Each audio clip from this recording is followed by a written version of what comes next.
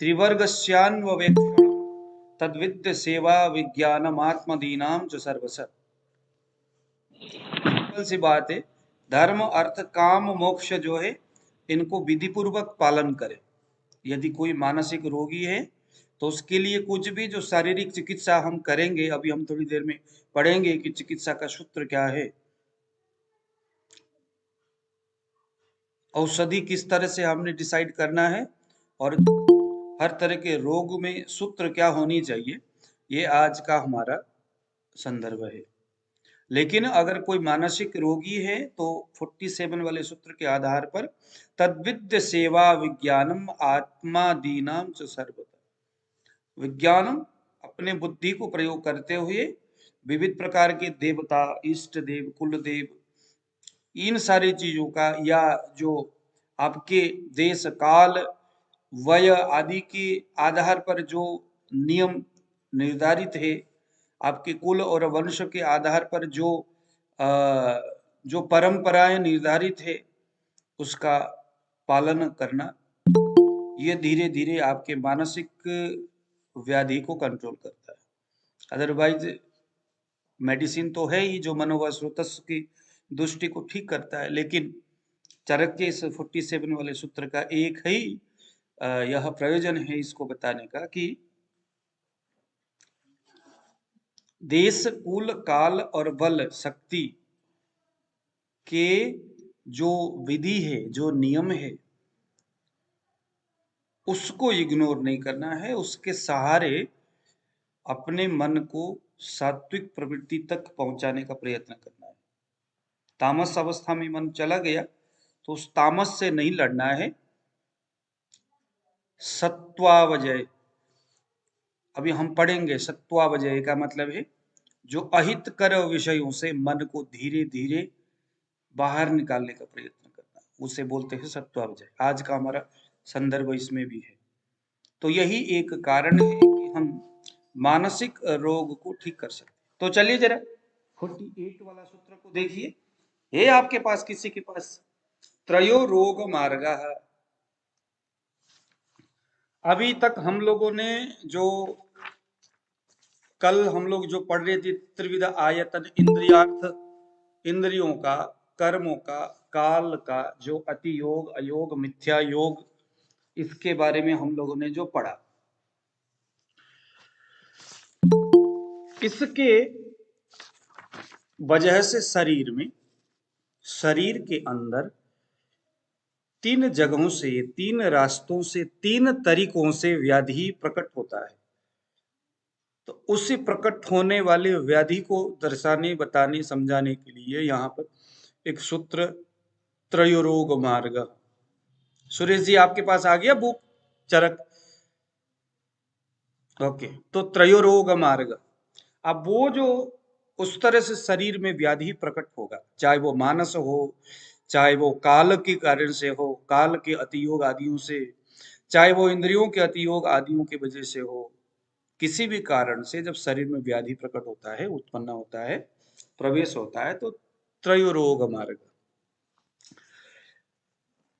तीन कारणों से या तीन जगह से शरीर में रोग प्रकट होता है। इसे आप लोग नोट कर सकते हैं। उन तीन में से पहला रोग का मार्ग है शाखा। शाखा यानी वह उन हेतुओं से शरीर में जो रोग कारक हेतु है, रोग कारक हेतु समझ में आया? कल हम लोगों ने पढ़े थे, क्या क्या पढ़े थे? एक सूत्र मैं यहाँ पर दोबारा आपके सामने यहाँ रखूंगा, क्योंकि उन्हीं चीजों को जोड़ते हुए जाएंगे।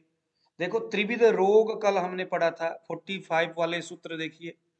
त्रयो रोगा इति निज, आगंतु और मानसा।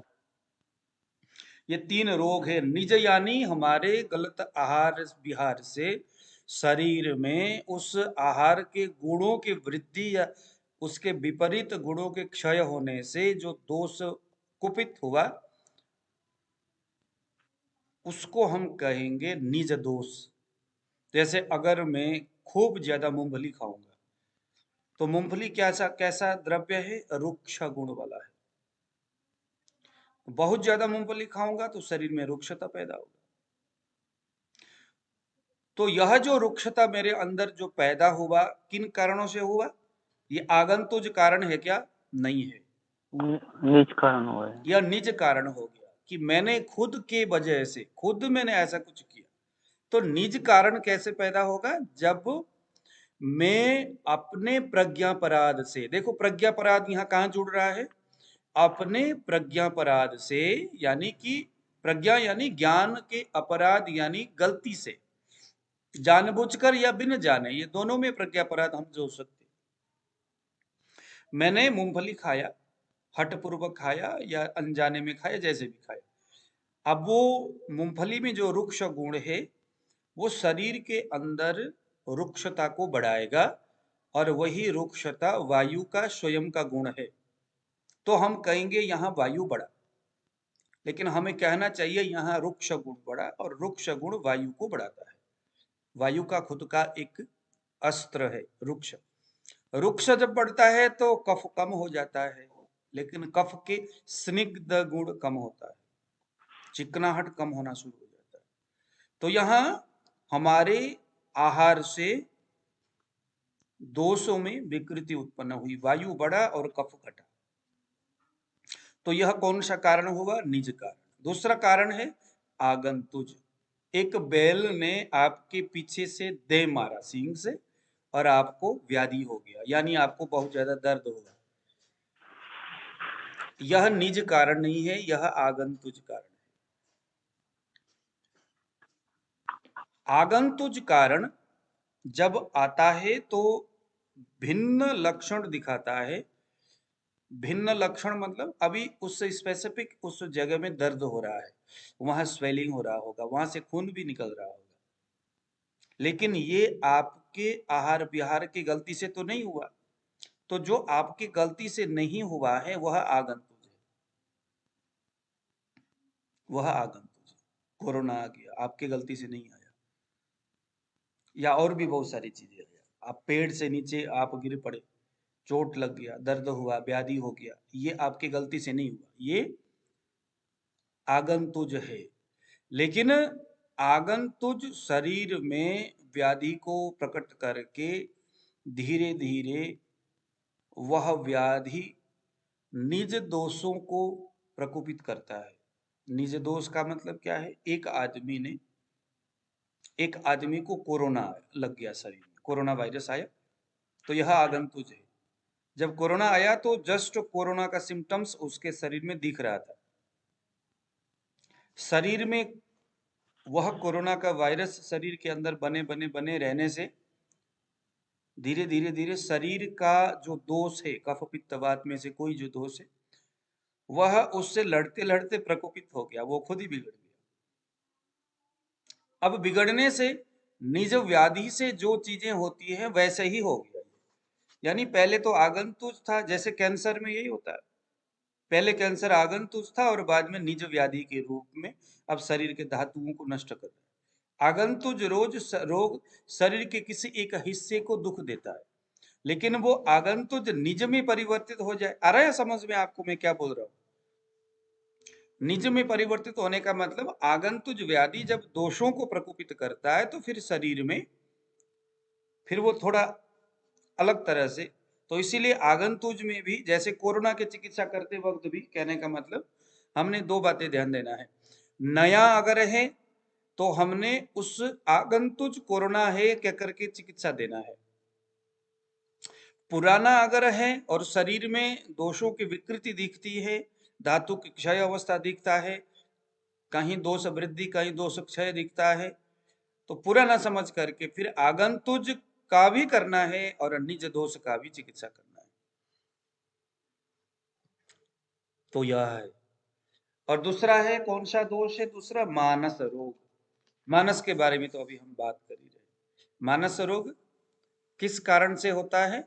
हमारे सद्वृत्त के अभाव से। हम पिछले बार पढ़ते हुए आए हैं ना पीछे, सद्वृत्त, देव उपासना करना, रोज सुबह उठना, सूर्य को अर्घ देना, नमस्कार करना, मम्मी पापा के चरणों को स्पर्श करना, फिर बंधु बांधवों को राम राम सबके साथ करना, और क्या क्या चीजें वहां पर आपने पढ़े होंगे, मैंने कहा था आपको, उसको आप पढ़ लो, सारे सद्वृत्त है।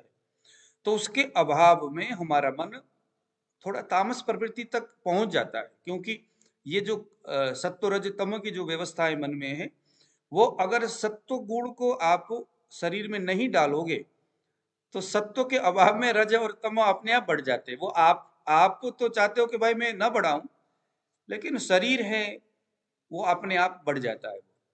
उसको बैलेंस में रखने के लिए हमें सत्वावजय, हमारा आचरण बिल्कुल सही होना चाहिए, सदाचार सदवृत्त, ये होने से क्या हो गया कि हमारे मन, हमारा जो कर्म है वो सात्विक कर्म होगा, और सात्विक कर्म हमारे मन को सात्विकता की ओर प्रवृत्त कराता है। तो उससे तामस और राजस जो है ढके रहते हैं, बंद रहता है। तो सद्वृत्त अगर हम नहीं करेंगे, यानी सात्विक जो गुणों का हम अनुधान नहीं करेंगे, तो तामस और राजस धीरे धीरे शरीर में व्याप्त होना शुरू हो जाता है। तो इसी तरह से आज हमने यहां पर देखना है त्रयो रोग मार्ग, यानी कि उन निज आगंतुज और मानस व्याधि के कारण से शरीर में तीन जगह, तीन तरह से व्याधि प्रकट होगा। एक है त्रयोरोग मार्ग में, पहला है शाखा, दूसरा है मर्म, अस्थि और संधियों का मर्म, तीसरा है कोष्ठ। ये प्रकुपित होंगे, या तो शाखा प्रकुपित होगा, या तो मर्म अस्थि संधि प्रकुपित होगा, या कोष्ठ प्रकुपित होगा। देखिए जरा सूत्र क्या बोलता है, त्रयोरोग मार्गा इति शाखा मर्म अस्थि संदय और कोष्ठस्स, यानी पहले बोला शाखा तीन मार्ग में, दूसरे में मर्मास्थि संदय, मर्म और अस्थि संदय, चौथे में है कोष्ठस्स, कोष्ठ। दोष निज आगंतुज और मानस कारणों से जब शरीर में प्रवेश करता है, तो प्रविष्ट जो दोष है वो इन तीनों जगहों में आश्रित होकर के इन तीन स्थान को खराब करने का वो प्रयास करता है। शाखा का मतलब क्या है? शाखा का मतलब है लिगामेंट्स, जो हमारे शरीर में जो स्नायु है, जो कंडरा है। क्या है कंडरा और क्या है स्नायु? स्नायु यानी पूरे, देखिए हर जगह आपके जीभ में, फेस में, हाथ की उंगलियों में छोटे छोटे जो लिगामेंट्स है, छोटे छोटे जो रक्त प्रवाह होने की जो छोटी छोटी जो नर्व्स है, वो सभी स्नायु है। पूरे स्नायु के जाल से हमारा शरीर लिपटा हुआ है, इन्हें हम कहते हैं लिगामेंट्स। दूसरा है कंडरा, एक तो पतले पतले धागे जैसा जो नसा है, नस है, वो है स्नायु। और कंडरा जो है थोड़े बड़े बड़े, कंडरा थोड़ा सा बड़ा है। कंडरा हमारे त्वचा के एकदम नीचे होता है। त्वचा, जो त्वचा है हमारा, उस स्किन के थोड़ा नीचे कंडरा होता है। लेकिन कंडरा, जो कंडरा बोलते हैं जिसको, वो थोड़ा सा बड़ा होता है साइज में, जहां पर ब्लड कुछ भर भर के जाता है। और स्नायु में उन्हीं कंडराओं से ब्लड सिंचन होता है। जैसे आपने देखे होंगे खेत में एक तो बड़ा सा नहर आता है जहां बहुत ज्यादा पानी होता है, फिर हम अपने खेत में उसी बड़े से नहर से एक छोटा सा रास्ता निकाल लेते हैं। छोटा सा क्या बोलते हैं उसको? मुकेश जी को पता होगा क्या बोलते हैं उसको। छोटा सा एक कुला बोलते हैं हमारे तरफ तो। नाली सर, नाली। नाली हो गया, चलो नाली समझ लो। अब वो नाली तो आपके खेत तक गया, खेत के मुहाने तक नाली पहुंचता है। अब उसके अंदर भी छोटे छोटे नाली के भी सब नाली हम कह सकते है ना, उस खेत तक पहुंचे, थोड़े थोड़े पानी जाएगा कटोरी भर के, है, और उधर भी जाएगा, उधर भी जाएगा। तो जगह जगह छोटे छोटे जगहों में जो पानी पहुंचे अथवा जो ब्लड जाए हमारे शरीर में, उन्हें हम कहेंगे स्नायु। और जो नाली है जहां थोड़े ज्यादा पानी जाता है अथवा ब्लड जाता है वो है कंडरा। हम जो नाड़ी परीक्षण करते हैं रेडियल आर्टरीज में वो कहाँ से करते हैं? वो कंडरा से करते हैं, जहां पर ब्लड का फ्लो थोड़ा अच्छा होता है। स्नायुओं में नाड़ी परीक्षण नहीं होता। जहां जहां पर कंडरा है वहां पर हार्ट की जो पंपिंग है, सिस्टोलिक और डिस्टोलिक जो प्रेशर हार्ट में जो बनता है वह कंडरा से हमें मालूम पड़ता है। उंगली लगाने से वहां पर धड़क धड़क धड़क धड़क करता है, वह है कंडरा, लेकिन स्नायुओं में नहीं करता। तो त्रयो रोग मार्ग, ये रोग के मार्ग है जो कि शाखा से शाखा होते हुए स्नायु और कंडराओं के माध्यम से शरीर में दोष हर जगह फैल जाता है। शाखा, अब यहां पर जब हम शाखा बोलते हैं, तत्र शाखा, देखो जरा आगे, तत्र शाखा। अब ये शाखा के बारे में स्पेसिफिक क्या है, क्या जानना है हमने शाखा में? तो बोलते हैं रक्तादयो धातव त्वक् च स वायु रोग मार्ग। बोलते हैं जो शाखा है ना वो त्वचा और रक्त के माध्यम से पूरे शरीर में विचरण करता है, वो सारी शाखा है। जो बाह्य मार्ग बोलते हैं इसको हम लोग, जो शाखा है वो स्किन के आश्रित रहता है, त्वचा के आश्रित रहता है। तो जहां जहां त्वचा है वहां वहां स्नायु है, वहां वहां कंडरा है। जहां जहां स्नायु कंडरा है वहां त्वचा है।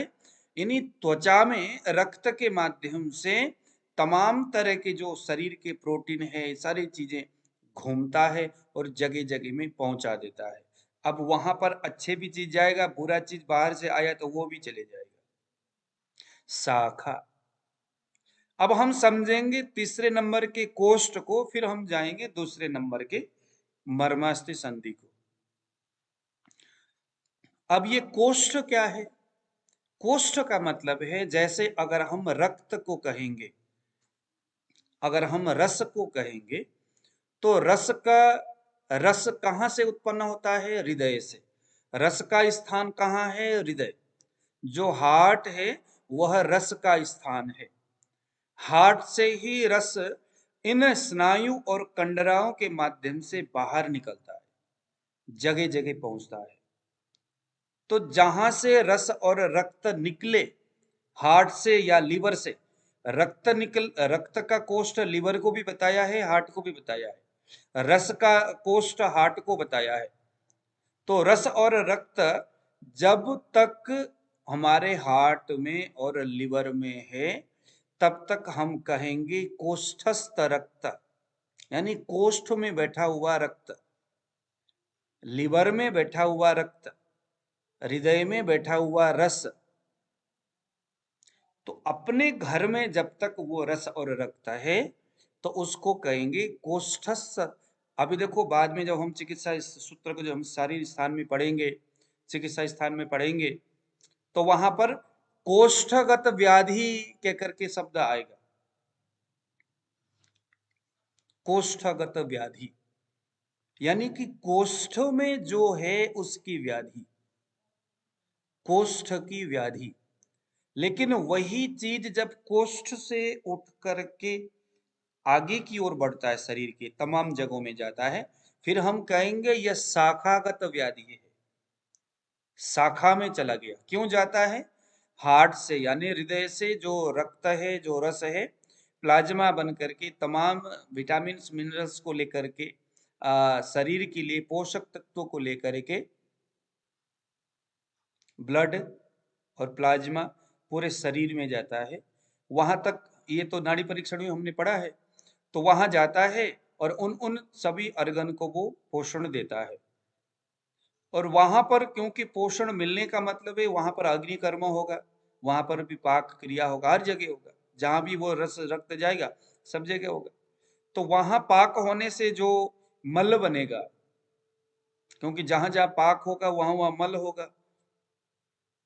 तो इसका काम क्या है? जब उधर से रिटर्न आता है हृदय में या अपने कोष्ठ में जब आता है तो वो सारे मल को भी खींच करके अपने कोष्ठ तक लेकर के आता है। आया समझ में? तो कोष्ठगत, तो अब लिखिए जरा कोष्ठ शरीर में कितने हैं? तो लिखिए एक है आमाशय। आशय यानी कोष्ठ, आशय। जैसे आलय, आलय का मतलब भी होता है कोष्ठ। आशय यानी आश्रित, जिसने आश्रय दिया है, आश्रय देने वाला आशय, जो आश्रय देता है वो आशय। आमाशय का मतलब क्या हो गया? इसको भी हम एक कोष्ठ मानेंगे। आमाशय शब्द से ही हमें यह पता चलता है यह किसको आश्रय दे रहा है, किसको आश्रय दे रहा है?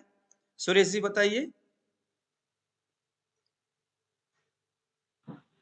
अपा को रस को, रस को। हाँ, आम को दे रहा है, आम। आमस्य आश्रय, आमस्य आमस आशय, आमाशय। अग्नि आशय, अग्न्याशय। तो जो शरीर अवयव आम को, आम कौन है? जो अपक्व अन्न रस है वह आम है। जो अभी आपने भोजन किया है वह अभी सही तरीका से पचा नहीं है, डाइजेस्ट नहीं हुआ है, अनडाइजेस्ट जो फूड है वह है आम। आम अभी उसको, उससे पूरे शरीर को मिलने वाली जो रसायन है, जो पोषक तत्व है, अभी वहां है उस द्रव्य में। तो उससे हम कहेंगे आम, यानी कच्चा अन्न का रस। तो जहां पर कच्चा अन्न का रस रहता है वह है आम को आमस आशय। आशय यानी रहने का स्थान, आमाशय। आमाशय कहाँ है? हमारी जो छोटी आंत है, छोटी आंत के ऊपरी भाग, हमारा जो स्टमक है, यह सभी आमाशय है। स्टमक है और छोटी आंत के बीच जहां समान वायु है, उससे ऊपर का जो एरिया है वो सभी आमाशय है। आमाशय को लोग सिर्फ स्टमक ही मानते हैं, लेकिन भैया जहां समान वायु है, पाचक पित्त है, उससे ऊपरी जो क्षेत्र है उसको हम कहेंगे आमाशय। यानी जहां जहां आम का पहुंच है वो सभी आमाशय। दूसरा है अग्न्याशय। अग्न्याशय क्या है? अग्नि का आशय, जहां अग्नि रहता है। अग्नि कहाँ रहता है? अग्नि जो है, एक तो लीवर हो गया, लिवर लिवर छोटी आंत के जहां समान वायु है, जठराग्नि है, वहां से लेकर के लीवर तक पहुंच जाओ, वो सभी अग्न्याशय है। क्योंकि उन सभी जगहों में धकाधक एकदम चूल्हे का काम होता है, वहां पर किचन का काम होता है, ये पका रहा है, वो पका रहा है, तो वह सभी अग्न्याशय है। अग्न्याशय जो है वह पित्त का आशय है। पित्त यानी अग्नि का आशय है। अगर शरीर में कहीं पित्त चला गया, मान लीजिए आपके आंखों में जलन हो रही है, इसका मतलब क्या है? पित्त ही उस दाह का कारक है। लेकिन पित्त का आशय किसको माना? अग्न्याशय को। तो यह निश्चित है कि उस अग्न्याशय में कोई ना कोई गड़बड़ हो रही है।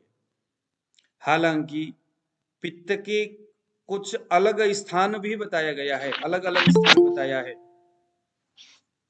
मस्तिष्क में तो नेत्र जो आंख है वो अग्नि का स्थान है, अग्नि महाभूत का स्थान। वो अलग बात है, उसको हम बाद में समझेंगे स्टेप बाय स्टेप। अभी हमने ये देखना है जो कोष्ठ है, जहां पर त्रयो रोग मार्ग, एक है पक्वाशय। अब पक्वाशय कहाँ है? जहां छोटी आंत समाप्त होकर के बड़ी आंत शुरू हो जाता है, या मैं कहूं कि जहां पर छोटी आंत का बीचों बीच समान वायु का प्रारंभ काल शुरू होता है, वहां से मल द्वार, जहां से मल बाहर निकल जाए, वहां तक का पूरा जो ट्रैक है, पूरा जो एरिया है, वह पक्वाशय है। पक्वाशय का मतलब जहां पर आम का अभाव है। आम यानी कच्चा आहार रस का अभाव है। पका हुआ आहार रस ही जहां पर है रहता है, उसका स्थान है, तो वह पक्वाशय। मूत्राशय चौथे नंबर का कोष्ठ है मूत्राशय। अब ये मूत्राशय कहाँ है? जहां पर मूत्र स्टोर होता है, हम इसको ब्लैडर कह सकते हैं, हम इसको किडनी कह सकते हैं, नहीं सर। या मूत्राशय के रूप में हम इसको हमारे समान वायु के स्थान से, जहां पर सारकिट विभाजन हो जाने के बाद मूत्र का निर्माण वहीं से होना शुरू हो जाता है, मूत्र का एक सूक्ष्म अवयव वहां से तैयार हो जाता है, उसके लिए जो उदक भाव एक अलग सा एक ट्रैक तैयार किया है शरीर ने अलग अलग जगह में, जहां जहां भी उदक है पक्व अवस्था में, जो पसीने के रूप में शरीर के अलग अलग जगह में जहां अग्निकर्म होगा वहां पसीना उत्पन्न होगा। वही पसीना उसी पूरे शरीर में एक जाल जैसा बना हुआ है मूत्र मार्ग का। वो मूत्र मार्ग से यह मूत्र को के रूप में हमारे पेनिस से बाहर निकलने वाला जो पानी है, वो ऐसा नहीं कि हमारे किडनी से, हमारे ब्लैडर से ही तैयार होकर के निकल रहा है। हमारा मूत्र मार्ग बहुत बड़ा है, पूरे शरीर के तमाम क्षेत्र में, तमाम जगह में घूमता हुआ, जहां जहां पर भी पसीना निर्माण होता है, उदक का निर्माण होता है, उन सभी को समेटते हुए यह किडनी तक पहुंचता है, उसके बाद ब्लैडर में जाता है, फिर उसके बाद पेनिस से बाहर निकलता है। तो यह सभी तो यहाँ पर इकट्ठा होता होगा उसको कहेंगे ना मूत्राशय, यह सभी मूत्राशय है। मूत्राशय वो सभी मूत्राशय, वैसे हम यहाँ पर ब्लैडर को किडनी को मान सकते हैं, लेकिन वो सभी हमारा मूत्राशय। मूत्राशय का मतलब है जहां पर मूत्र भाव रहता है। यूरिनरी हाँ जी, यूरिनरी सिस्टम से हाँ यूरिनरी सिस्टम। हाँ, जो यूरिनरी जो ट्रैक है वो जितने भी है ऊपर से, वो सभी मूत्राशय है। वो उन सभी को हम यहाँ मूत्राशय समझेंगे। मूत्राशय का मतलब जहां मूत्र रहता है, वो सभी मूत्र, मूत्र का बहुत लंबा हिसाब किताब है। उसके बाद आ गया कोष्ठ में हृदय। हृदय सबसे बड़ा कोष्ठ है, जहां रस और रक्त ये दोनों का कोष्ठ जो है हृदय माना है। उंडुक, उंडुक भी एक कोष्ठ है। उंडुक, उंडुक को अब इंग्लिश में क्या बोलते हैं मुझे अभी याद नहीं आ रहा है, पता नहीं है, लेकिन उंडुक वह भाग है जो कि जब आप पिक्चर में देखोगे, फोटो में कहीं, तो बड़ी आंत का एक छोर तो मलद्वार है, बड़ी आंत का दूसरा छोर एकदम सर्प के पूंछ की तरह छोटा सा निकला हुआ होता है ना, नुकीला सा, आप देखते होंगे, क्या बोलते हैं उसको? केकम केकम अपेंडिक्स, अपेंडिक्स अपेंडिक्स अपेंडिक्स कहते हैं सर। अपेंडिक्स हो गया, जो अपेंडिक्स है। नहीं गुरुजी, उंडुक उंडुक को केकम शायद बोलते हैं, यहाँ आगे अगला पेज में लिखा हुआ है। सेकम सेकम होगा, सेकम, सेकम होगा फिर, चलो हाँ हाँ केकम, केकम है, जो भी है, चलो हम इसको उंडुक के ही रूप में समझेंगे, क्योंकि आयुर्वेद की भाषा अच्छा आयुर्वेदिक शब्द से समझा जाए। तो केकम है अगर आपने कहा तो उसको उंडुक समझ लो। और अंतिम है फुफ्फुस। फुफ्फुस ये लंग्स, यह भी, हाँ सुकांत जी बताइए। सर ये उंडुक का क्या काम होता है? उंडुक का काम भी वही होता है कि जो अपानगत जो क्रियाएं हैं उसके लिए उंडुक बताया गया है। अपान की जो क्रियाएं उसको संपादन करने के लिए उंडुक। Okay sir. हो गया, तो ये हमारा कोष्ठ हो गया। तो ऊपर आइए जरा शाखा के बारे में। यहाँ पर देखिए, इसको हमने कहा है जो शाखा, ऊपर हमने कहा जो त्वचाश्रित जो हमारा स्नायु और कंडरा के माध्यम से शरीर में जो दोष विचट करेंगे, उनको हमने कहा, उसको कहा जाता है बाह्य रोग मार्ग। बाह्य रोग मार्ग, आयुर्वेद में कहीं पर भी बाह्य रोग मार्गस्थ व्याधि कहेंगे तो यह समझना होगा कि यह शाखाश्रित व्याधि है, यानी शाखा में स्थित व्याधि है। अगर कोई कहेगा मध्यम रोग मार्ग, तो मध्यम रोग मार्ग जो है मर्म और अस्थि, क्योंकि जो यह कंडरा जो है ना, ये मर्म, ये जो है अस्थि के चारों ओर लिपटा हुआ रहता है कंडरा। तो मर्म और अस्थि के संयोग से बनने वाला, पनपने वाला जो व्याधि है, या मर्म और अस्थि के संयोग से उत्पन्न होने वाली जो व्याधि है, उन्हें आयुर्वेद में मध्यम रोगमार्गी व्याधि बताया है। सामान्य है, इसको हम बहुत ज्यादा गहराई में क्लिष्ट करके नहीं पढ़ेंगे, सामान्य तरीका से इसको पढ़ेंगे। कोष्ठ का मतलब अभी मैंने बता दिया, आमाशय, अग्न्याशय। कोष्ठ यानी इन आशय में अगर कोई व्याधि पनपता है तो इन्हें आयुर्वेद में आभ्यंतर रोग मार्ग कहकर के जानते हैं। तो शरीर में जो त्रयोरोग मार्ग है, जो 3 तरह के रोग प्रसरण होने का, शरीर में चलने का, उसकी जो चलन है 3 जगह से है।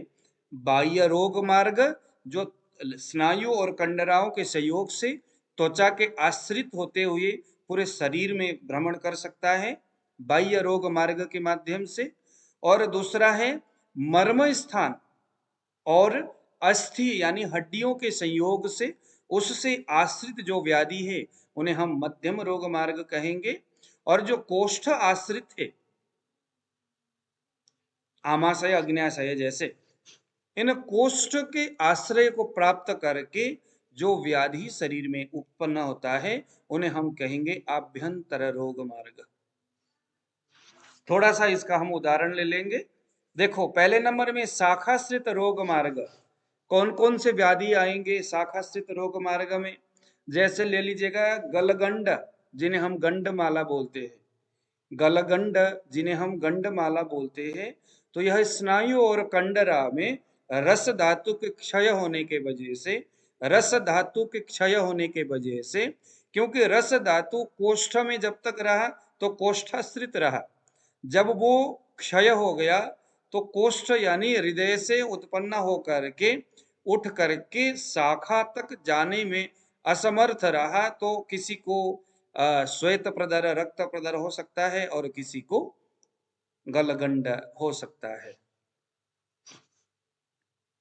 समझ में आ रहा? बाह्य रोग मार्ग। दूसरे नंबर में देखो पिडका बोलते हैं, पिडका बोलते हैं ना, बॉयल्स होते हैं शरीर में, तो यह भी बाह्य रोग मार्ग हो गया। तीसरे में देखो डायबिटिक बॉयल्स जो होते हैं, डायबिटिक के वजह से छोटे छोटे घाव बन जाता है शरीर में,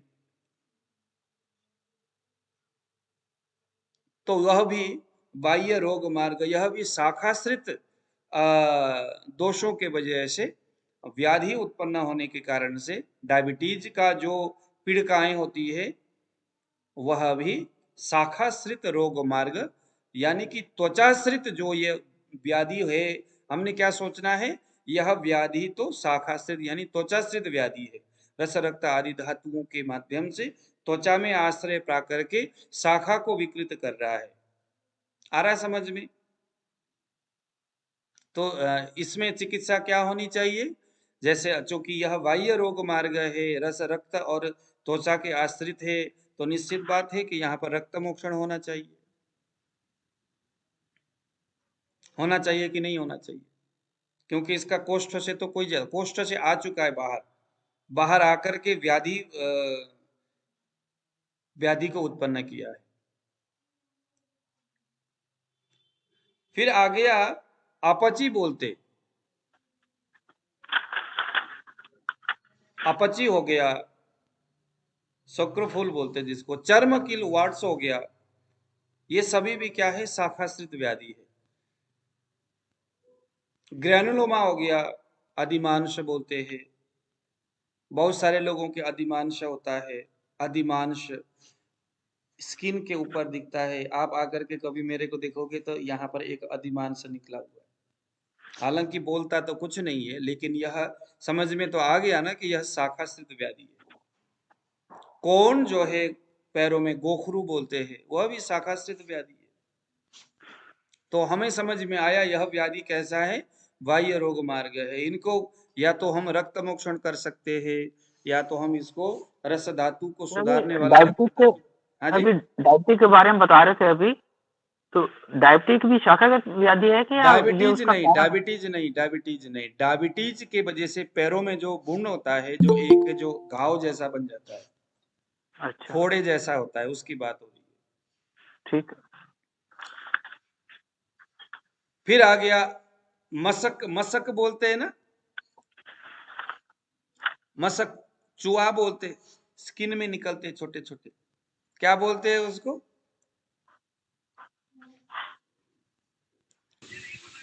मस्से मस्से हाँ, मुहासे मुहासे नहीं नहीं नहीं नहीं नहीं, मुहासे नहीं, मोल्स बोलते हैं आई थिंक इसको।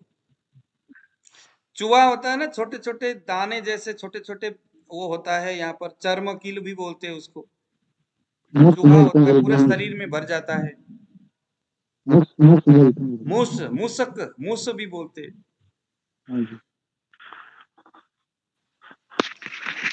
इंग्लिश में ब्लैक हेड बोलते हैं गुरुजी। हाँ, जो भी बोले चलो। इंग्लिश के जब समय आए तो राहुल जी प्लीज आप सामने आ जाओ। तो वो जो है उसको मोल्स बोलते हैं शायद। तो वह जो है मशक है, और मशक भी हमें समझ में आया बाह्य रोग मार्ग के विकृति से होने वाली व्याधि है। फिर आ गया कुष्ठ, लिकोडर्मा जैसे, यह भी बाह्य रोग मार्ग शाखाश्रित व्याधि है। देखो चिकित्सा में हमें कितना आसान होगा आप समझने में। व्यंग, व्यंग, फ्रिक्लेस, यह सभी जो है बाह्य रोग मार्ग से उत्पन्न होने वाली व्याधियां हैं। विसर्प, एरिसिफलिस, एरिसिफलस, यही बोलते हैं ना, विसर्प। विसर्प हालांकि बाह्य रोग मार्ग और आभ्यंतर रोग मार्ग, इन दोनों के मिलने से विसर्प होता है। ओडिमा, स्वयथु बोलते हैं, स्वयथु, ओडिमा। ये ज्यादातर एपिलेप्सी के जो केस है मैंने देखा हुआ है। ब्रेन में अगर ये हो गया तो समझ लो कि अब, लेकिन अब हमें समझ में आ गया ये बाह्य रोग मार्ग शाखागत यह व्याधि, चिकित्सा करने में हमें आसान हो जाएगा। यही तो बात है, व्याधि को समझना है, चरक पड़ने का यही फायदा है, नहीं तो अंधाधुंध कुछ न कुछ दवाइयां देते रहो। स्वयथु, ओडिमा, गुल्म, गुल्म भी त्रयोरोग मार्ग में शाखाश्रित व्याधि है।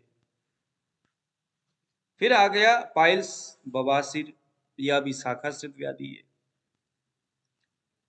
फिर आ गया एब्सेस यानी विद्रधि, यह भी शाखाश्रित व्याधि है।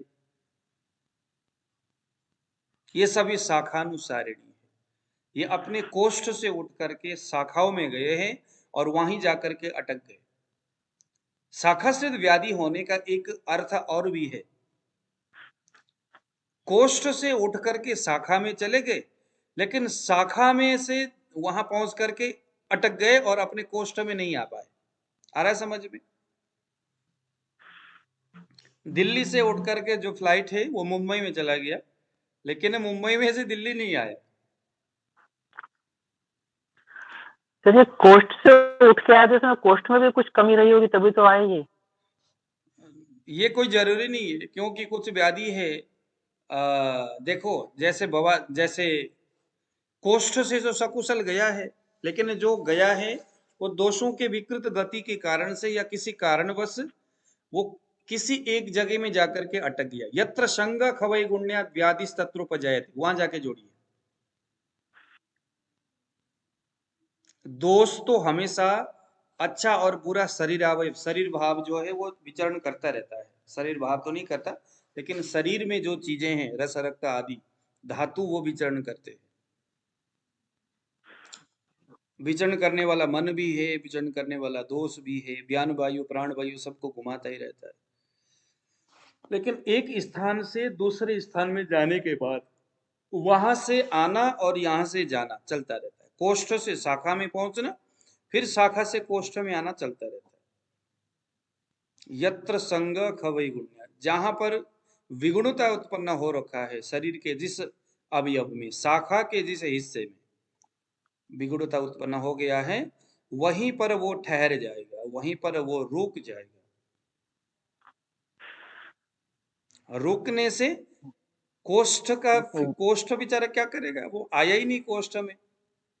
क्योंकि अब ऐसा तो है नहीं कि शरीर में कोई चीजें पहले जो बन गया अब दोबारा भी शरीर में निर्माण हो रहा है। हम कुछ भोजन करते हैं, उस भोजन से अन्न पाक हो रहा है, नया नया रस बन रहा है, नया नया रस से रक्त बन रहा है, चीजें तो बन ही रहा है। बनने के बाद जो चीज आगे जाता है, शाखा में पहुंच जाता है, वो यहां से निकला कि यहां से दूसरे निकलने के लिए तैयार हो गया। अब वो उधर जाएगा, वहां से जिस कार्य सिद्धि के लिए, जिस चीज के लिए, जिस काम के लिए वो शाखा में जा रहा है, वो अपने पूरे काम को खत्म करके इस कोष्ठ में आएगा। अब शरीर बोलता है भाई अब आपका काम खत्म है, अब आप बाहर निकलो शरीर से। शरीर किसी एक चीज को, चाहे वो रस हो, चाहे रक्त हो, चाहे मांस में कोई भी हो, उसका जो काम है वो एक बार करेगा, दोबारा नहीं करेगा। इसीलिए जो गया है वो किसी एक निश्चित काम करने के लिए गया है। अब हृदय ये नहीं कहेगा, यानी उसका कोष्ठ ये नहीं कहेगा कि यार तू गया तो गया लेकिन क्यों नहीं आया, वो नहीं ढूंढेगा उसको। इसका काम है उसको तैयार करके आगे की ओर भेजना। अब वो जाने, जाकर के अपने काम करके सकुशल मल को लेकर के कोष्ठ तक अगर आता है, आने के बाद उस मल सहित वह स्वयं भी शरीर से बाहर कोष्ठ के माध्यम से निकल जाएगा। तो उतना काम ही उतना ही है उसका।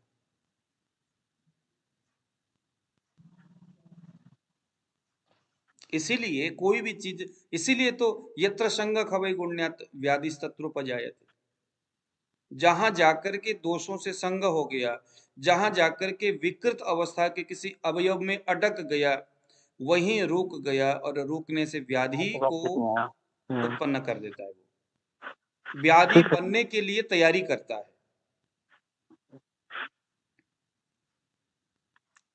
तो वहां पर व्याधि का पूर्व रूप तैयार होता है। ये हम लोगों ने पहले पढ़े हैं, और संदर्भ आने पर वो हम वहां पर पढ़ेंगे। तो त्रयो रोग मार्ग में शाखागत कौन कौन से व्याधि है उसको हमने देख लिया। अब देखिए मर्म और अस्थि संधि, इनके संबंध से जो मध्यम रोग मार्गगामी जो व्यवस्थाएं, वहां पर संग होने से खवई गुण्यता प्राप्त होकर के व्याधि उत्पन्न हो रहा है। तो मर्मास्थि संधि यह शरीर का बड़ा ही महत्वपूर्ण हिस्सा है। लोग कहते हैं कि भाई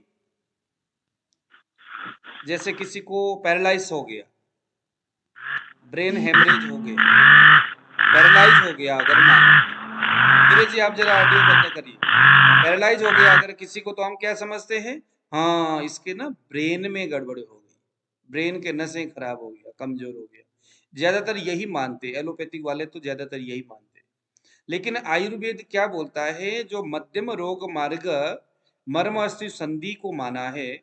मर्म अस्थि संधि हमारे यहाँ पर 108 मर्म स्थान है, उनमें से कुछ ऐसा भी मर्म स्थान है, कुछ 4-5 मर्मों के बारे में सुश्रुत में बताया है।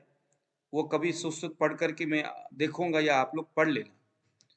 वो कुछ ऐसे मर्म स्थान है, अगर उस मर्म स्थान में भयानक आघात हो गया, या उस मर्म स्थान में व्याधि ने आकर के घेर लिया, वहां पर व्याधि आकर के रुक गया, या वहां पर कोई दोष आकर रुका और व्याधि प्रकट कर रहा है वो, तो भी उस सद्य प्राणहर, उस टाइप के उस मर्म के आघात से, उस मर्म के व्याधिकृत अवस्था में जाने से इंसान के शरीर की कुछ हिस्सा निस्तब्ध हो जाता है, कमजोर हो जाता है, डेड हो जाता है। सिर्फ ब्रेन की वजह से नहीं, उस मर्म में आघात, इसीलिए मर्मों की कई सारे श्रृंखलाएं बनाया है। सद्य प्राण हर मर्म है, या कुछ इस टाइप के मर्म है। कृकलाश्व ऐसे पता नहीं, मेरे को अभी याद नहीं है, मैं आपको बाद में मैं देखता हूं, मैं आपको मैं ग्रुप में डाल दूंगा। तो मध्यम रोग मार्ग से हमें यह सभी चीजें, अब देखो जरा, पक्षबद्ध हेमिप्लेजिया, पक्षबद्ध, पक्षबद्ध का मतलब क्या है? शरीर के दो पक्ष है, अगर दो हाथ है तो लेफ्ट पक्ष, राइट पक्ष, पक्ष का मतलब एक साइड, उभय पक्ष यानी दोनों साइड। पक्षबद्ध का मतलब है एक पक्ष में, शरीर के एक हिस्से में बद्ध यानी वो बंध गया है। तो पक्षबद्ध का मतलब हम यहां पर फिर वही बात आ गया ना, पक्षबद्ध में, पक्षबद्ध का मतलब सिर्फ यही नहीं कि ब्रेन की कोई नस सूख गया, टूट गया, ब्लड ब्लीडिंग हो गया, ऐसा कुछ नहीं। हो सकता है कि अस्थि और मर्म के कुछ ऐसा संधि में आघात हो गया, या दोष जाकर के स्थान संचय हो गया, जिसके वजह से उस मर्म के कारण से आपने देखे होंगे कि हमारे भारत हिंदुस्तान में कुछ ऐसे भी लोग हैं जो गाय बेचारी एक पैर से एकदम उसका पैर पैरालाइज जैसा हो जाता है, और एक डॉक्टर आता है और वो, मैंने यूट्यूब में देखा था एक वीडियो, वो पैर के पीछे एक हिस्से में किसी नस को चाकू से काट देता है, ब्लेड से काट देता है। काटते ही वह जो मर्म स्थान है उसकी जो दोष है, वहां पर वायु, वहां पर कफ के जो आवरण की वजह से वो इस मर्म जो है खराब हो गया था। तो वहां पर वायु का वेग होगा, प्राण वायु का वेग होगा, बयान वायु का वहां वेग होगा, वहां के आवरण हट जाएगा और गाय बढ़िया तरीके से चलता है। हाँ जी सुकांत जी बोलिए। सर इसको ना श्रृंगी चिकित्सा भी बोलते हैं, ये वात कंटक कहलाता है। मैंने भी देखा था नहीं नहीं, बात उसमें कंटक अलग है, श्रृंगी अलग है भैया, श्रृंगी का मतलब सर अलग है। दोस्त तो निकालते ही है ना उसमें सर, दोनों में। नहीं नहीं, श्रृंगी तो बकरे का सींग जो होता है, सींग एक स्पेसिफिक किसी जगह में लगाया जाता है और उसको ऐसे चूस करके वहां से ब्लड को निकाला जाता है, वो भी है रक्त मोक्षण का एक तरीका है। मैं यहाँ पर उस जानवर के बारे में बता रहा हूँ जहां पर वो नशे को ब्लेड से काट देते हैं, रक्त मोक्षण ही है ये अभी। तो मध्यम मार्गानुसारिणी रोग में पहला आ गया हेमिप्लेजिया, जिनको पक्षबद्ध बोल करके जाना जाता है। स्टिफनेस ऑफ द साइड्स, पक्ष ग्रह बोलते हैं इसको दूसरे नंबर में। अपतानक कन्वर्सन, यह भी मध्यम मार्गानुसारिणी, अपतानक, यह भी एक प्रकार का एपिलेप्सी जैसा ही कंडीशन इसमें हो जाता है, कन्वर्जन होना शुरू हो जाता है। अर्दित फेशियल पैरालिसिस, यह भी क्या है? मध्यम मार्गानु, यह भी मर्म और अस्थि संधि के विकृत होने के वजह से अर्दित होता है, फेशियल पैरालिसिस होता है। राजयक्ष्मा ट्यूबरकुलोसिस, यह भी मध्यम मार्गानुसारिणी व्याधि है। अस्थिशूल, जॉइंट में दर्द अगर हो रहा है तो हम क्या कहेंगे? या तो जॉइंट में, तो फिर तो ये तो है ही, अस्थि और मर्म की विकृति से ही हो रहा है या तो।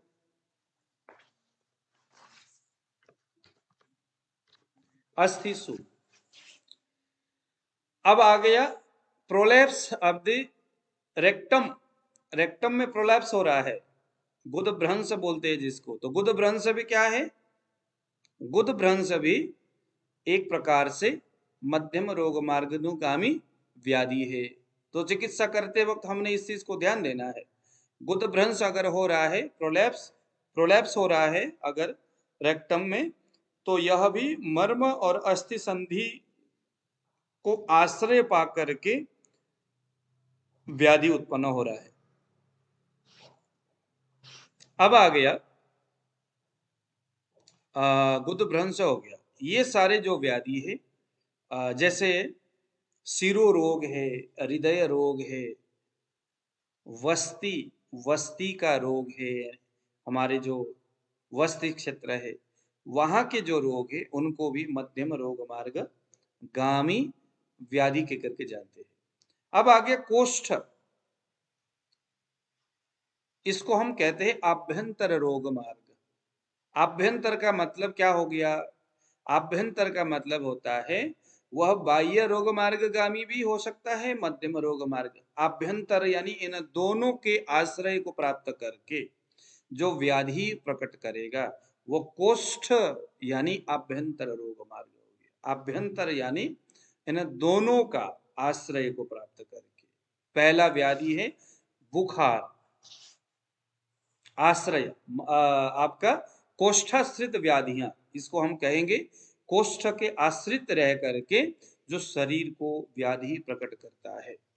आमाशयगत व्याधि है तो कोष्ठ को आश्रय प्राप्त करके आभ्यंतर रोग मार्ग। अब ये बहिर भी हो रहा है, ज्वर में, फीवर में क्या हो रहा है, हमारे त्वचा में भी जलन हो रहा है, हमारे लीप भी सूख रहा है, जलन भी हो रही है बुखार होने से। तो ये आप तो बाह्य रोग, बाह्य जो है कि शाखा से व्यवस्थाएं भी खराब कर रहा है। ये स्नायु कंडराओं में भी उष्णता पैदा कर रहा है और आभ्यंतर में मर्म और अस्थि संधि आदि में भी इस बुखार के वजह से गड़बड़ हो जाता है, क्योंकि कोष्ठ से यह व्याधि प्रारंभ हुआ है। कोष्ठ कौन सा कोष्ठ? आमाशय से, क्योंकि आमाशय उद्भव व्याधि के करके बुखार को जाना जाता है। तो बुखार की चिकित्सा करने के लिए हमें क्या करना होगा? हमें समझना होगा यह तो आभ्यंतर गामी है और कोष्ठ से इस व्याधि का प्रारंभ हुआ है। व्याधि प्रारंभ कहां से हुआ है? कोष्ठ से हुआ है, आमाशय से। तो कोष्ठ के लिए सबसे पहले हम चिकित्सा, इसीलिए जब बुखार होता है तो बुखार के प्रारंभ में कोई भी दवाई नहीं दिया जाता, क्योंकि यही माना जाता है जो बुखार है वो कोष्ठ से प्रारंभ हुआ है। तो पहले कोष्ठ शुद्धिकरम परम, पहले कोष्ठ को शुद्धि करेंगे। कोष्ठ शुद्धि कैसे होगा? लंघन करने से होगा। इसीलिए पहले 1 दिन 2 दिन या रोगी को देख करके लंघन कराया जाता है। लंघन करने का मकसद क्या है? कितने दिन तक करे, कब तक करे लंघन? लंघन करने का मतलब है जिह्वा परीक्षण करते वक्त आम अवस्था में है, भूख नहीं लगता, खाना खाने का मन नहीं करता, जी मचलाने जैसी कंडीशन हो रहा है, नोजिया हो रहा है, तो हमने क्या समझना है? इस व्यक्ति के आमाशय में आम है, आमाशय में दोष है। लंघन कब तक करना है? जब उसके आमाशय से वह दोष उठ करके बाहर जब तक नहीं जाता तब तक लंघन कराना है। बाहर जाता ही लंघन नहीं कराना। कुछ लोगों को देखा गया है 10-15 दिन तक लंघन बुखाई उसको रखते, तो लंघन ऐसे नहीं करना। लंघन करने का मकसद है कोष्ठ से वह जो चीज है वो नीचे की ओर चले जाए। जैसे ही कोष्ठ खाली होगा, यानी आमाशय, स्टमक जैसे खाली होगा, वैसे ही अब लंघन को बंद करना है। ठीक है। पहले नंबर में आ गया फीवर यानी ज्वर। सामान्य हो गया ना अब आपके लिए ज्वर को समझना और चिकित्सा करना। सबसे पहले कोष्ठ शुद्धि करना है, उसके बाद फिर जो चिकित्सा करना है, कोष्ठ शुद्धि होने के बाद एक तो लंघन कराना है और आम पाचन कराना है। ज्यादातर लोग सौंठ जो है वो रोगी को देते हैं, पहले दवाई नहीं देते बुखार में। एलोपैथिक वाले तो सीधे ही पहले कैप्सूल दे देते, टैबलेट दे देते, लेकिन आयुर्वेद बोलता है नहीं, पहले रोगी को लंघन कराओ, उसके बाद स्वेदन कराओ, उसके बाद कालो, कुछ समय तक प्रतीक्षा करके फिर बाद में दीपन पाचन कराओ। बुखार की चिकित्सा बताया जा रहा है, वो हम तब पढ़ेंगे जब बुखार का संदर्भ आएगा। दूसरे नंबर में आ गया डायरिया। यह भी आभ्यंतर रोग मार्ग है। डायरिया भी हमारे कोष्ठ से शुरू हो रहा है। तीसरे नंबर में आ गया वोमिटिंग, बमन। यह भी कोष्ठगत व्याधि है, आभ्यंतर रोग मार्ग। हालांकि मध्यम रोग मार्ग और बाह्य रोग मार्ग, इन दोनों को संबंध रखता है ये वोमेटिंग। तीसरे में आ गया अलसक। अलसक अलसक यह भी मंदाग्नि के वजह से होता है, हैजा भी बोलते हैं जिसको। फिर आ गया कोलेरा। कोलेरा यानी विसूचिका। फिर आ गया कफ, बलगम होना, कास बोलते हैं जिसको। कास भी क्या है? कोष्ठगत व्याधि। देखो चिकित्सा आपको कहां कहां समझ में आ रहा है कि नहीं। कास, अगर किसी को बलगम होता है, कफ होता है, इसका मतलब क्या समझे? यह कोष्ठ कोष्ठ ही खराब हो गया, कोष्ठ से शाखा में आकर के व्याधि प्रकट कर रहा है, नहीं, ये तो टोटल उसकी जो कोष्ठ है, कोष्ठ स्थान में ही खराबी है। फिर आ गया श्वास, श्वास स्पोनिया।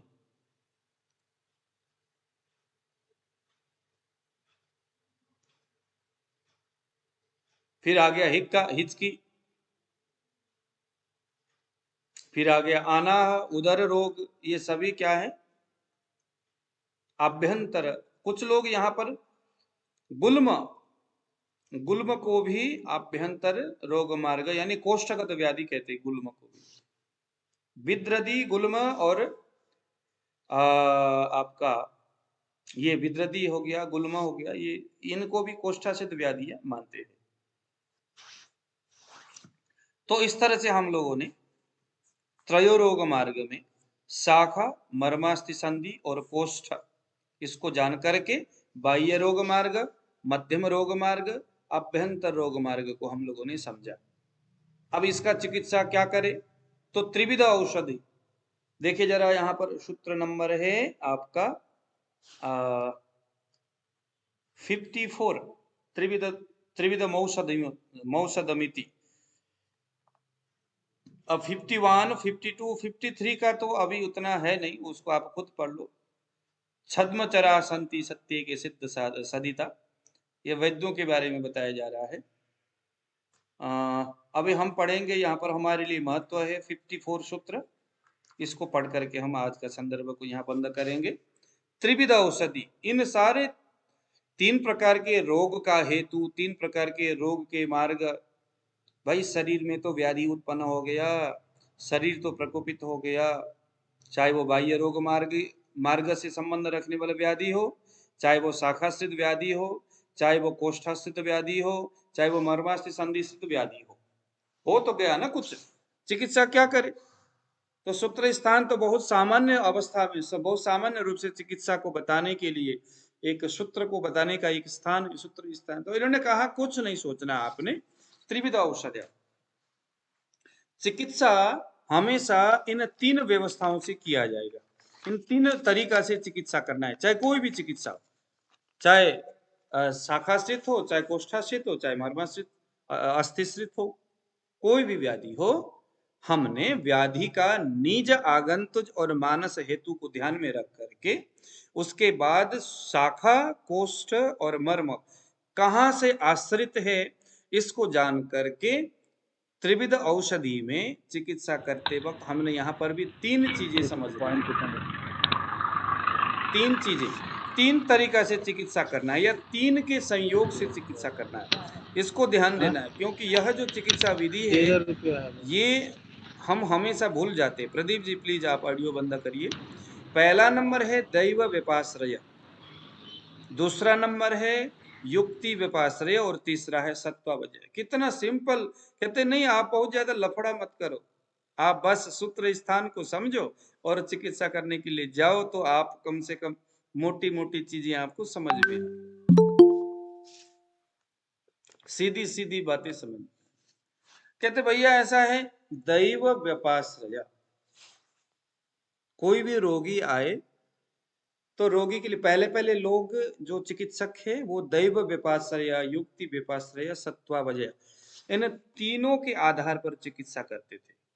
लेकिन आजकल तो सिर्फ दवाई दो और छुट्टी मनाओ, इसीलिए रोगी पूर्ण रूप से रोग से मुक्त नहीं होता। दैव व्यपाश्रय का मतलब होता है उस रोगी के मानस व्याधि आगंतुज व्याधि या निज व्याधि के पीछे कहीं न कहीं उसके पूर्व जन्मों के किए कर्मों का फल भी हो सकता है, क्योंकि आयुर्वेद तो यह जन्म, पूर्व जन्म, आपके कर्म, ये कर्म के फल, इन सारी चीजों को भी स्वीकार करता है। तो कहीं ऐसा तो नहीं कि रोग, क्योंकि देखो जब हम पढ़ने जाते हैं अर्श हो गया, गुलमा हो गया, इस तरह के व्याधि को पूर्व जन्म से भी जोड़ करके देखा जाता है। कहा जाता है कि आप उनकी कुंडली विश्लेषण करो या कुछ ग्रहों के बारे में देखो, ग्रह शांति करो। तो इन्होंने कहा आंख बंद करके त्रिविध औषधि में चिकित्सा करने के लिए पहले नंबर में दैव विपास है। कुछ भी हो, रोगी जब आए, आजकल ये परंपराएं चलने लग पड़ी है। आप देखोगे दक्षिण भारत के साइड में जब आप जाओगे पंचकर्म सेंटर में या दवाई जहां पर, तो डॉक्टर थोड़ा सा स्वस्ति वाचन बोलते हैं, और कुछ नहीं तो चरक को ही संस्कृत सूत्र बोल करके स्मरण करते हैं। यह दैव विपास है। दैव यानी देवताओं के आश्रय, यानी आश्रित रह करके चिकित्सा करना, जहां पर हम मंत्र के माध्यम से, देव दर्शन के माध्यम से, बलि, बलि यानी उपहार, बलि यानी बकरे को काटने वाला बलि नहीं, बलि का मतलब है देवताओं को कुछ उपहार देना। उपहार का मतलब क्या, कौन सा उपहार? बलि देने के विषय में बहुत सारे बातें हैं। उपहार का मतलब है जो आपके लिए बड़ी प्रिय चीज था, जो आपको बड़ा पसंद है, मतलब जिसको आप त्याग नहीं सकते, जिसको आप छोड़ नहीं सकते। देवता ने कहा कि बेटा मेरे को आप बलि दो, जो आपका सबसे प्रिय है वह आप मुझे दो। ये जो मुस्लिम धर्म में भी ऐसी बातें हैं, बलि मांगा गया था, मैं नाम नहीं लूंगा, आप लोगों को समझ में आ जाएगा।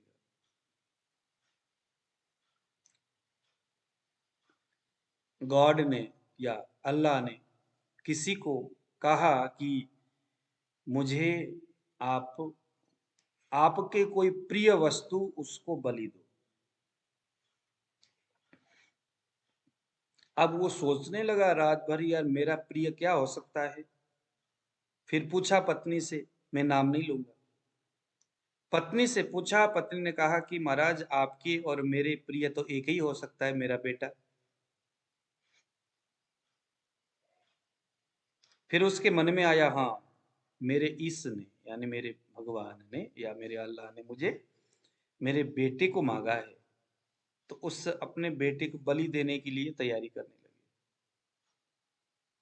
जैसे बलि देने का टाइम आया तो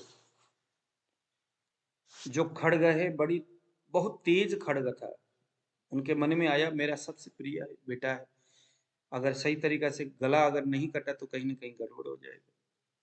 तो जबरदस्त धार वाला जैसे किया, तो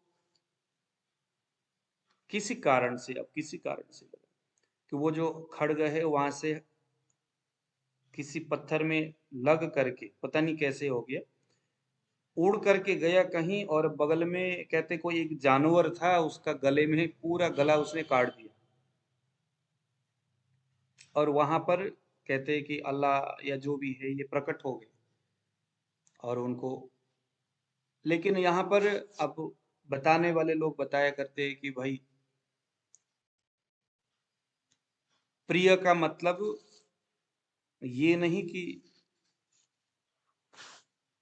आप अपने बेटे को ही काटो।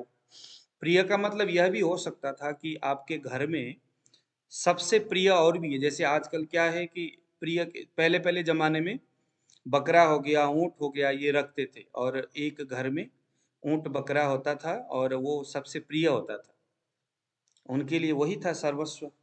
जैसे आजकल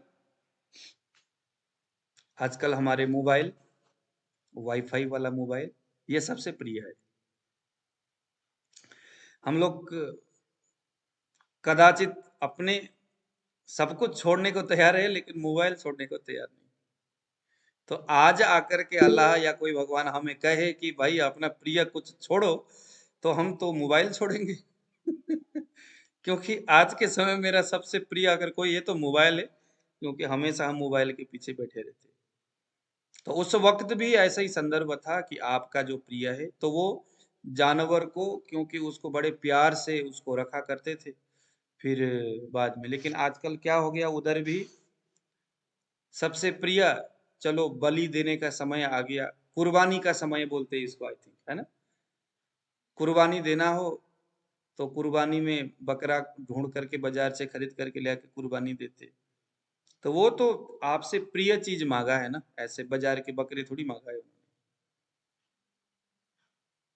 तो चलो ये बात हो गया। तो दैव व्यपाश्रय में बलि का मतलब है कि जो आपका अति प्रिय कोई अगर है, तो उस प्रिय को आपने, जो अहितकर हो सकता है। अब यहाँ पर क्योंकि आयुर्वेद है, तो बलि का मतलब है चिकित्सा के संदर्भ में, यहाँ दैव व्यपाश्रय की बात हो रहा है।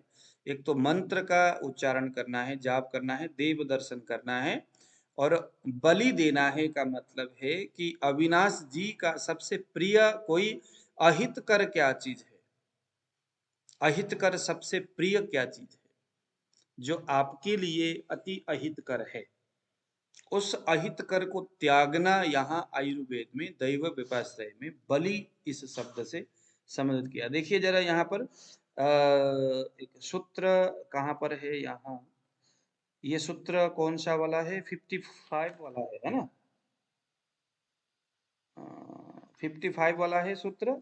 शरीर दोष प्रकोपे खलु शरीर में वाश्रित प्रायस शस्त्रिविदम औषधिविद अंतः परिमार्जनम बहि परिमार्जनम शस्त्र परिधानम चेति शरीर मनु प्रविश्य औषध जातम ही। तो यहाँ पर बलि शब्द है, यहाँ पर आप इसको देख लेना, बलि शब्द कहाँ है, आई थिंक यहाँ है। ला देखो, तत्र 54 वाले सूत्र देखिए जरा, आप लोग देख रहे हैं वहां पर, त्रिविधम औषधमिति दैव व्यपाश्रयम युक्ति व्यपाश्रयम सत्वावजय।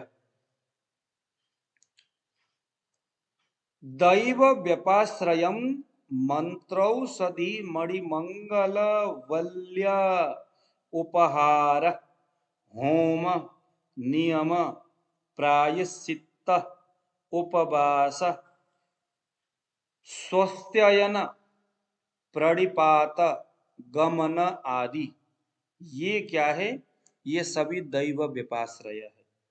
दैव व्यपाश्रय में क्या क्या आ गया, यंत्र सबसे पहले, व्यपाश्रय मंत्र, मंत्र हो गया, मंत्र की जाप। आप लोग देख रहे हैं सूत्र, कौन कौन देख रहा है सूत्र, अविनाश जी देख रहे हैं आप? जी सर। हाँ, जी औषधि, औषधि का प्रयोग करना है। मणि, मणि यानी जो रत्न है, उस रत्न का धारण करना, जैसे होता है ना रत्न धारण किया जाए, ग्रहों को देख करके रत्न धारण करे, या रत्न में भी एक आयुर्वेदिक प्रॉपर्टी होता है, रोग के हिसाब से रत्न धारण। मंगल, मंगलवाची जो वैदिक मंत्र है उसका आश्रय ले। वली, यहाँ पर आ गया वल्यु यानी वली। अब वली का मतलब है कि जो आपके लिए जो अस्वस्थ कर कुछ ऐसा एक्टिविटीज है जो आपको बड़ा प्रिय है। जैसे कोई आदमी दारू बहुत पीता है, दारू उसके लिए अहितकर है लेकिन पीता है, किसी भी कारण से उस दारू को छोड़ने का यत्न करना, ये आपके लिए वली है। अब यहाँ पर बकरी चढ़ाए भगवान के सामने जाकर के, या उसकी मूर्खता है, न तो लिखने वाले की गलती है न तो भगवान की गलती है। आप जाके मुर्गा चढ़ा देते हो तो इसमें भगवान क्या करेगा, और यहाँ पर लिखने वाला राइटर वेद व्यास जी या पुनर्वसु क्या करेंगे। उपहार, उपहार देवताओं के लिए, गुरुओं के लिए, सज्जनों के लिए जो भी आप दोगे। होम, देवताओं के लिए होम करना। नियम, यम नियम आसन प्राणायाम, ये सारे इसमें से जो नियम के बारे में जो योग सूत्र में बताया है उसकी बात है। प्रायश्चित्त, प्रायश्चित्त का मतलब होता है कि आपने अपने जीवन में क्या कुछ कर्म किया है जो अहितकर है, उस अहित कर्म को आज ही मैं त्यागूंगा, ऐसा सोच करके सोचना, यह प्रायश्चित है। उपवास, उपवास यानी खाली रहना, खाली पेट रहना, भूखा रहना। उपवास शरीर को लघु करने की व्यवस्था है। स्वस्थयन, स्वस्थयन का मतलब होता है स्तुति करना देवताओं के लिए या किसी अ, गरीबों को, गरीबों की स्वस्ति का मतलब होता है स्तुति करना।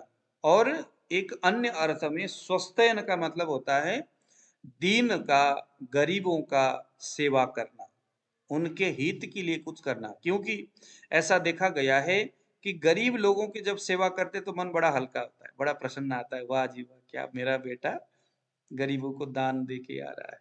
मन कितना प्रफुल्लित होता है उस समय। देखो ये सभी आपके दैव व्यपाश्रय के अंतर्गत आ रहा है। तो यह दैव व्यपाश्रय हो गया। रोगी को इनमें से सभी या इनमें से कुछ हमें बताना होगा।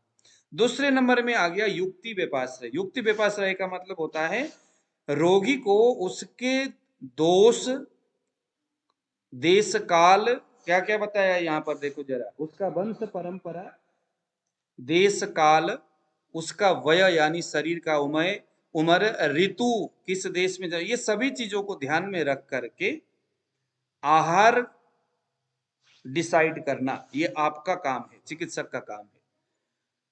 युक्ति से, युक्ति पूर्वक का मतलब है युक्ति व्यपाश्रय। युक्ति का मतलब है चतुराई से, तरीका से। जैसे हम चेस खेलते हैं तो मैंने पैदे को उठाया तो कितने दूर जाकर के कहां पर वो क्या कुछ करेगा, कम से कम 3 या 4 जो चाल है वो पहले सोच करके अगर हम चलेंगे तो हमें उसको फाइनली पता चलेगा कि हाँ मैं अगर इसको उठा करके ये करूंगा तो वो ये करेगा।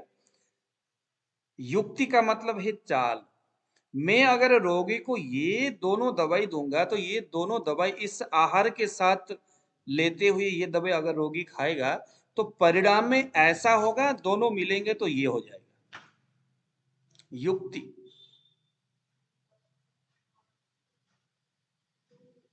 आहार और औषध द्रव्यों का युक्ति पूर्वक चयन करना, युक्ति पूर्वक चयन करना। ग्रंथ में लिखा है कि क्या कहते हैं, अश्वगंधा खिलाओ। अब आपके पास अश्वगंधा है ही नहीं। ग्रंथ में लिखा है द्रोण पुष्पी दो, अब द्रोण पुष्पी है ही नहीं। ग्रंथ में लिखा है ये दे दो, क्या कहते अब मैं अगर फैक्ट बोलूं तो ग्रंथ में लिखा है उठने के दूध को ऐसा करके पकाओ उसका मावा बनाओ। अब उठने के दूध कहाँ ढूंढोगे। शेरनी, हमारे एक ताऊजी थे, उनके आंखों में खराब, उनको पता चला कि किसी ने कहा कि भाई ऐसा शेरनी का जो दूध है वो अच्छा काम करता है। अब वो इधर मुझे फोन करे, तो भाई शेरनी के दूध कहाँ मिलेगा। हर किसी को बोलते, हर जगह जा रहे भाई शेरनी के दूध, अरे भाई शेरनी के दूध कहाँ मिलेगा। तो युक्ति, उनको पता तो सही चला, हाँ भाई वो तो ठीक है, लेकिन युक्ति व्यवसाय का मतलब होता है कि अगर वो नहीं तो क्या क्या चीज किया जाए ताकि रोगी के लिए तो युक्ति व्यपाश्रय। हमने दैव व्यपाश्रय का भी काम करना है। युक्ति व्यपाश्रय, युक्ति से उसके आहार और औषध द्रव्यों का चयन करना है। और सत्वावजय तीसरे नंबर में कोई नहीं करता, लेकिन चरक बोल रहे करो। अहित कर विषयों से मन का निग्रहण करना, कैसे किया जा सकता होगा। अहित कर विषय से, दारू पीता है, मन मचलता है शाम के 7 बजते ही, मैं खाने में जाके जाम शुरू हो जाती है, दारू, मन नहीं मानता। तो सत्वावजय का मतलब ऐसा क्या चीज कराया जाए, किया जाए कि उसका मन 7 बजने के बाद उस दिशा में न जाए, तो यह है सत्वावजय। यानी वो अहित कर विषय है, इससे मन का निग्रहण करना, मन को उससे हटाना। अगर आप सांख्य दर्शन पढ़ते हो तो इसके बहुत सारे आचार्यों ने उसमें टिप्पणी किया हुआ है। तो एक मैंने पढ़ा था सांख्य दर्शन के कोई एक, तो वहां लिखा था कि भाई एक जगह रसगुल्ला एक जगह गोबर, मन कहता है रसगुल्ला खाओ, वो बंदा तुरंत गोबर खाता था। गोबर खाते ही मन थोड़ा खिन्ना हो जाता, खराब हो जाता। कहने का मतलब उन्होंने एक उदाहरण दिया कि भाई मन को जीतने के लिए हमें मन के साथ जबरदस्त करना पड़ेगा। मन को लगने लगा कि हाँ अब कोई बहाना नहीं चलेगा, मेरा कोई भी बहाना काम नहीं कर रहा है, तो मन अपने आप शांत हो जाता है। मन को उच्छृंखल होने नहीं देना है। तो यह सत्वावजय यानी मन को निग्रहण करने का कैसे निग्रहण किया जा सकता है? तो जो हमने पहले सदवृत्त पढ़ा था 10-12 दिन पहले, वह सदवृत्त ही हम मन को सत्वावजय के अंतर्गत इसको निग्रहण कर सकते हैं। तो दैव विपाशय, युक्ति विपाशय, सत्वावजय, यह 3 औषधि की परंपराओं को व्यवस्थित करने का तरीका है। और यहाँ चिकित्सा सूत्र भी बताते हैं कि इसके हिसाब से आपने दवाई डिसाइड किया, रोगी को सत्वावजय और दैव विपाशय। अब हमने चिकित्सा करना है तो अंत परिमार्जन, वही परिमार्जन और शस्त्र परिधान।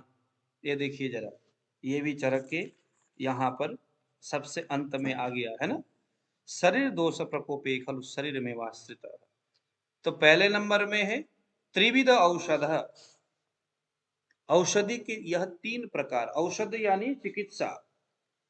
अब हम चिकित्सा करने के लिए तैयार हो गए, हमने दवाइयां भी कलेक्शन किया, सब कुछ कर दिया। अब हमने क्या करना है? चिकित्सा करना है। एक चीज ध्यान देना, अंतर परिमार्जन, वही परिमार्जन और शस्त्र परिधान, इन तीनों के सहारे हमने चिकित्सा करना है। कुछ लोग सिर्फ मसाज करते हैं, कहते हैं भाई हम तो एक्यूप्रेशर थेरेपी करेंगे। एक्यूप्रेशर थेरेपी वही परिमार्जन है। वही परिमार्जन का मतलब होता है शरीर के बाहर से। इसका मतलब क्या हो गया कि जैसे पंचकर्म करना है तो पंचकर्म तो 5 क्रियाएं हैं, पूर्व कर्म, प्रधान कर्म और पश्चात कर्म। पूर्व कर्म में क्या क्या है?